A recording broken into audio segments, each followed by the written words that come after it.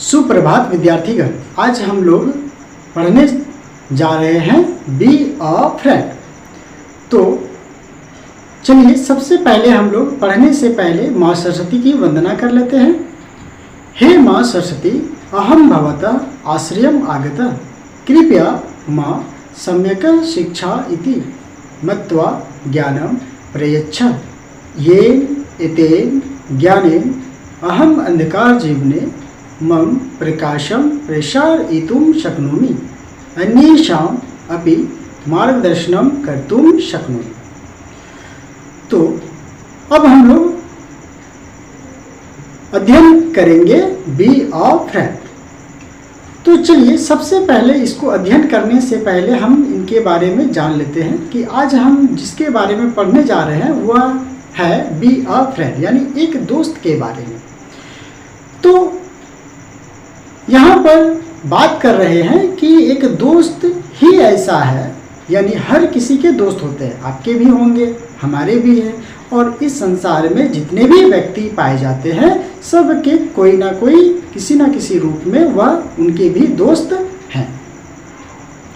और इनको पढ़ाने से पहले हम एक चीज़ ये कहना चाहते हैं कि एक दोस्त ही ऐसा है जिनके साथ कोई भी रिश्ता नहीं होती है, ना तो खून का रिश्ता होता है, ना किसी रेशमी बंधन का रिश्ता होता है। यह दोस्त एक ऐसा रिश्ता है जो केवल मन भाव के जुड़ने से ही यह नए रिश्ते को जन्म देता है, और ये दोनों ही रिश्ते स्वतंत्र पूर्वक होते हैं और दोनों साथ रहते हुए भी काफ़ी ज़्यादा आनंदपूर्ण होते हैं। समझ में आया?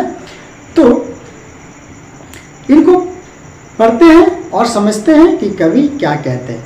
तो यहाँ पर पहले कह रहे हैं कि B a friend you don't need money just a disposition Sunny. कहने का मतलब ये है कि एक दोस्त ही ऐसा है जिन्हें मूल्य की कोई आवश्यकता नहीं है, बस केवल उनका स्वभाव ही चमकता है।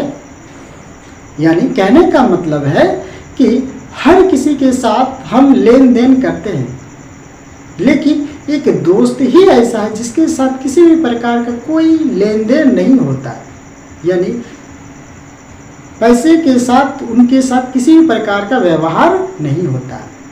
तो जिस कहने का मतलब यही है कि एक दोस्त ही ऐसा है जिन्हें मूल्य की कोई आवश्यकता नहीं है और उनका स्वभाव ही चमकता है। कहने का मतलब ये है कि जब भी दोस्त हमारे साथ होते हैं तो हमारे चेहरे में एक नई सी चमक आ जाती है उमंग की, और हमारे चेहरे जो है वह लहलहा उठती है और हम आनंदपूर्वक उनके साथ अपने जीवन के जो भी क्षण होते हैं उनके साथ व्यतीत करते हैं। वही चीज़ कहते हैं कि जस्ट अ डिस्पोजिशन सन, बस उनका स्वभाव ही चमकता है। आगे कहते हैं कि just the wish to help another get along some way or other. कहने का मतलब ये है कि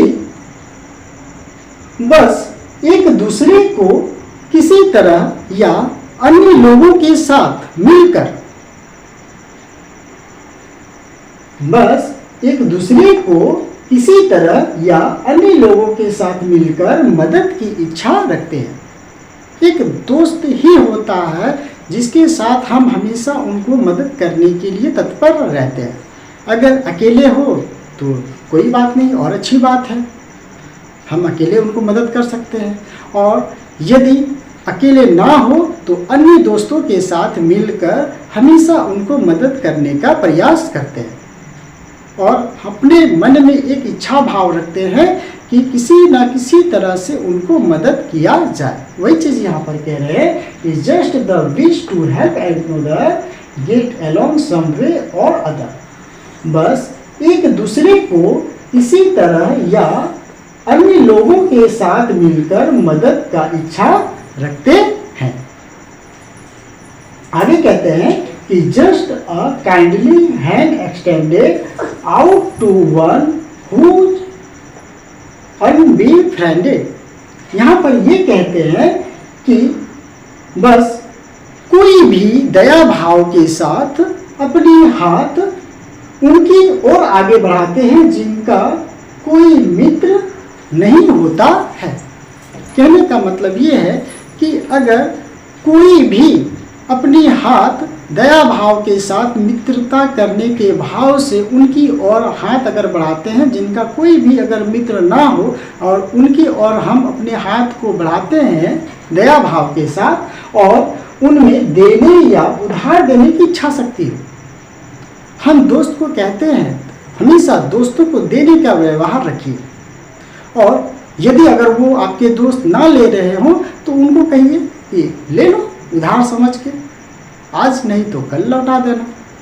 तो यदि अगर ये भाव अगर आप में है तो आगे कहते हैं कि this will make you someone's friend. तो कहते हैं कि यही गुण आपको किसी का भी दोस्त बना देगा। तो कहने का मतलब ये है कि जब भी आप किसी भी व्यक्ति के सामने अपने दया भाव के साथ अपने हाथ को दोस्ती के लिए बढ़ाते हैं जिनका कोई भी मित्र नहीं है, और यदि आप में देने या उधार देने की इच्छा शक्ति हो तो यह गुण अगर आपके अंदर है तो आपको किसी का भी दोस्त वह बना देगा।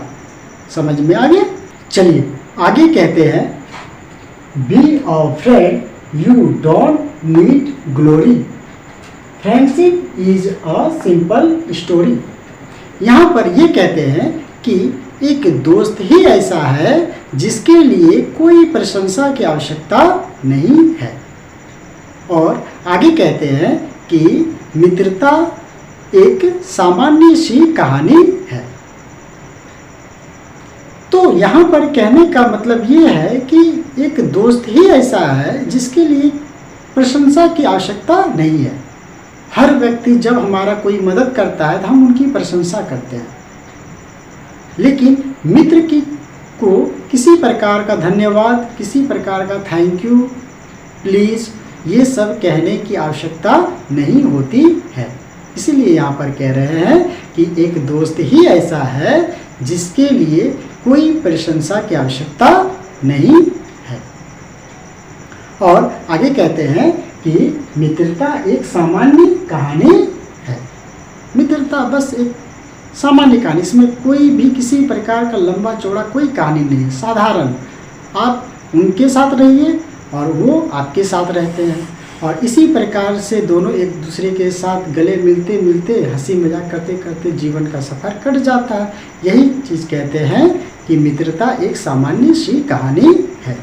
चलिए आगे कहते हैं कि pass by trifling errors blindly, gaze on honest effort kindly.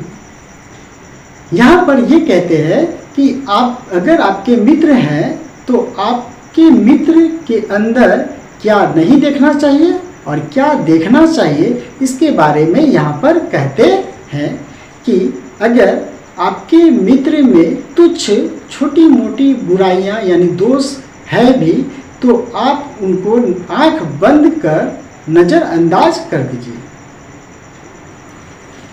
Pass by trifling errors blindly, यदि आपके मित्र में तुच्छ दोष है भी तो आप उनको आंख बंद कर नज़रअंदाज कर दीजिए। किंतु अगर आपके मित्र में निर्मल पूर्वक ईमानदारी से प्रयत्न करने की इच्छा शक्ति हो तो आप उनको टकटकी लगा करके देखिए। यानी क्या नहीं देखना है, आपके मित्र में यदि दोष है तो उनको नहीं देखना है, लेकिन यदि अगर आपके मित्र निर्मल भाव से ईमानदारी के साथ प्रयत्न किए जा रहे हैं तो आप उनको टकटकी लगा करके देखिए। वही चीज़ कहते हैं gauge on honest effort kindly. आपके मित्र में ये गुण है कि वो ईमानदारी के साथ निर्मल भाव के साथ अगर प्रयत्न किए जा रहे हैं तो आप उनको टकटकी लगा करके देखिए। आगे कहते हैं cheer the youth whose bravely try, pity him who sadly sign. कहने का मतलब ये है कि उन युवाओं को खुश होना चाहिए जो बहादुरी के साथ प्रयत्न किए जा रहे हैं। Cheer the youth whose bravely try, मतलब उन युवाओं को खुश होना चाहिए जो बहादुरी के साथ प्रयत्न किए जा रहे हैं। और कहते हैं उन पर दया भाव होना चाहिए जो दुख के साथ भारी सांस ले रहे हैं। यानी जो मित्र, आपके मित्र दुख में है और वह दुख में भारी सांस ले रहे हैं, तो आप उन पर दया दिखाइए। और यदि आपके मित्र बहादुरी के साथ अगर मेहनत प्रयत्न किए जा रहे हैं तो आपको खुशी होनी चाहिए। आगे कहते हैं just a little labour spent on the duties of a friend, बस अपने मित्र के कर्तव्य पर थोड़ी सी परिश्रम लगाइए।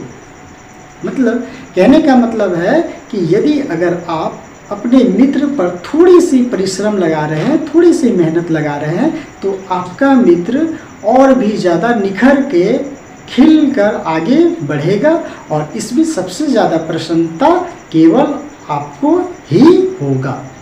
समझ में आ गया?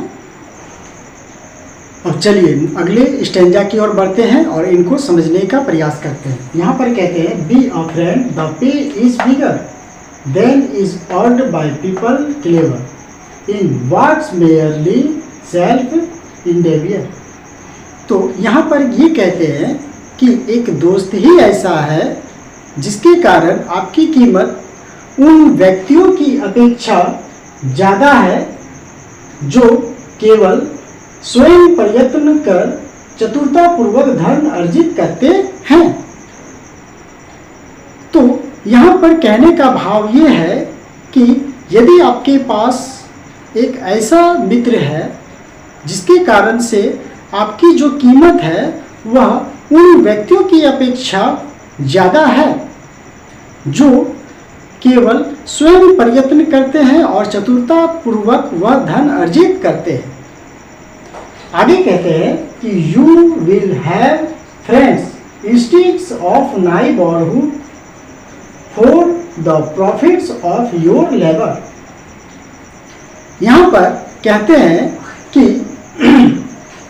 जो व्यक्ति अपने श्रम को मुनाफे के लिए अर्जित करते हैं उनके पास पड़ोसी होंगे। यानी जो व्यक्ति केवल मुनाफे के लिए धन को अर्जित करते हैं, अपने श्रम को मुनाफे के लिए अर्जित करते हैं, उनके पास दोस्त होंगे, किंतु आपके पास पड़ोसियों के बजाय दोस्त होंगे।